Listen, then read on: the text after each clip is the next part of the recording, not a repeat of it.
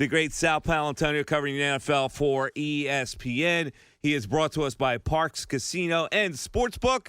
Sal Pal, how was day one through your eyes? Michael, how are we doing? Good. Getting ready for Sixer basketball. Yeah, exciting for sure. And the Flyers tomorrow. Listen, Mike, I just like the way where the team is from a big picture standpoint. Let's play big picture, little picture. Why don't we do that? All right, let's do it. All right. So from the big picture standpoint, I texted Doug this morning, and I said, "What did you tell the team in the team meeting about going into this next phase of training camp?" And he said to me, he said, "Frankly, we need to pick up the sense of urgency." And I just like that about Doug. I like it on two fronts. One, he's not afraid to say publicly what he told the team. And two, he's not afraid to tell the team that, this starts a whole new part of what we've got to do. They're 27 days away from their first live football. 27 days. And they got to pick up the sense of urgency. So I just like the way he coaches the team. That's the reason why this team has gone to the playoffs for 3 straight years. He's only one of 4 coaches in the league to do that right now. It's him and Belichick and Peyton and Reed. That's a pretty good list. And I like where they are. 2, big picture. Back is in great shape. I heard Jimmy Mack. They list him at 250 now. Yeah. He looks like a stallion. He's throwing the ball really well. Ball's coming off his hand with velocity. The rotation of the ball is extreme to the max. It's very accurate. I like where they are with the quarterback position a lot. I think number 11 obviously has dedicated himself to say, you know what, I'm tired of the naysayers, tired of what's happened to me. And he put on all that muscle, and he wants to get ready for a full season. And I think Sudfeld looked very good, too. Obviously, he put on some extra muscle. Sudfeld, yeah. you said? Yeah. Okay. And I really, really like Jalen Hurts. Uh-huh. I mean, you look at Jalen Hurts, football player. Uh-huh. Okay. Yeah, well, he's going to be taking over in a couple of years, so I guess he should look like a football player. No, I'm just kidding. But a lot of Heisman guys, second round picks, they just don't look like they're going to make it. This guy's going to make it, and he's going to make it big. Uh-huh. Okay. Now, what about the little injuries they I suffered? sense, wait a minute. Whoa. I sense a little skepticism. Well, I don't have any skepticism at all about Jalen Hurts. I believe eventually he's going to be the franchise quarterback, and that's why they drafted him. So it doesn't surprise me if they looked at him. I never bought the thing that they drafted him because they needed a better backup. I think they really like him. I think that he's maybe more in tune with what they think a quarterback in this day and age should be. And I think in a couple of years we're going to see that happen. But until then, number 11 is your starter. Number 11. Hey. Right. Lit a fire under number 11. No question about it. You can tell. Little giddy up in his step. Oh, yeah. All right. Well, listen, I don't know. You need a second-round pick to light a fire under number 11, or you can go to Home Depot and grab a fire pit. Whatever. But we have a difference of opinion when it comes to this, So let's talk about the little injuries that happened and what happened at left tackle today with your new starter, Dillard. Yeah, not my new starter, Michael. I know. You didn't like this. No, the Andre Dillard pick and the J.J. Arcega-Whiteside pick, they're not turning out to be, the born-on date for Mr. J.J. Arcega-Whiteside, not to change the subject. Yeah, well, he got banged up. What happened to him today? It's coming up. He's on the injury report right from the get-go.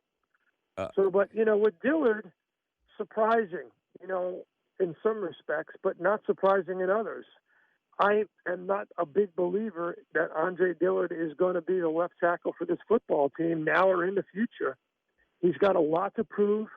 He's got a lot to show. Forget me. Forget you. Forget people listening to this show. I think he's got a lot to show his teammates and coaches. So you think it may wind up through this camp that Jason Peters will be the left tackle. Well, Michael, we're in day one. Yeah. Okay, in the middle of a global pandemic. So these are day one global pandemic observations. Okay, I got you. Okay, you got me a little bit there? Yes, I hear you. Nevertheless, Salvatore Anthony Nicholas Paolantonio has never been bullish on Andre Dillard. We know that, correct? Is Nicholas the confirmation name? Yeah. All right, I got That's my grandfather's name. All right, I didn't know. I never knew the confirmation name. My grandfather, he was in the Italian Army and the U.S. Army. He was a stud. Wow. That's good stuff. I didn't know that Nicholas part of you. All right, now what were you saying? I'm saying I was never bullish on Andre Dillard. Okay. And you know how I feel about Mr. Arcega-Whiteside. You know, you're not a fan. No, remember I always told you about the right fielder for the Phillies, Dominic. But Dominic Brown, yeah. Yeah, I said, you can't help it. Remember we were at spring training. I said, Michael, this guy can't help you. He's a wide receiver in college trying to play baseball. This guy's the same way, soccer player trying to play football. I just don't see it. Okay. All right. Other than that, what else popped out? Anything interesting that popped out to the trained eye of Sal Pal? Let's go three things that popped out that a lot of people are not talking about. Okay. One, Kevon Wallace, Studley. He's going to play football for the Philadelphia Eagles. The way he looks and moves and his attitude, he's a cross between Trotter and Dawkins. Wow. That's high praise. I'm telling you.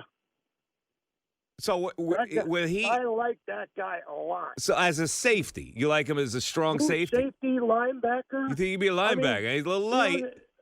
Yeah. Okay, so like a hybrid player, a kid that makes plays defensively all over the field. I think so. Okay. Same thing goes for Sean Bradley. Sean Bradley's, people say, well, he's going to have to spend a year or so on special teams. I think he gets into that linebacker rotate. They're not lighting the world on fire at linebacker. Yeah. I think linebacker is one of those positions on this football team where if you can show something. Okay, the kid from Temple, you like him.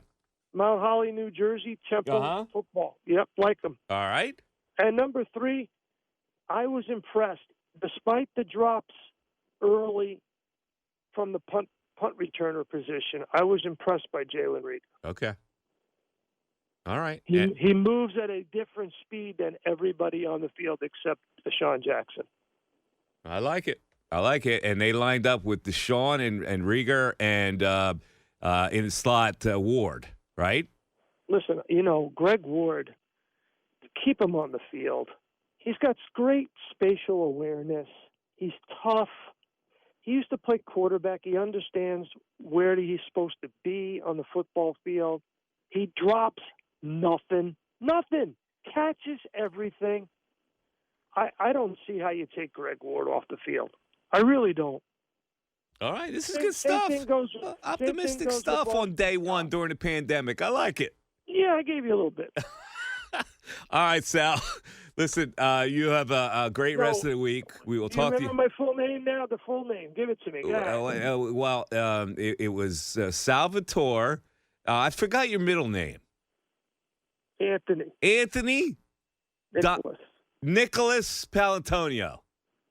Now you got it. All right. I'm going to actually put that in my notes so I never forget it from this point on. All right, 4 names. We'll talk to you next week. See you. All right, there he is. Mike Missanelli, afternoons from 2 to 6 on 97.5 The Fanatic, Philadelphia.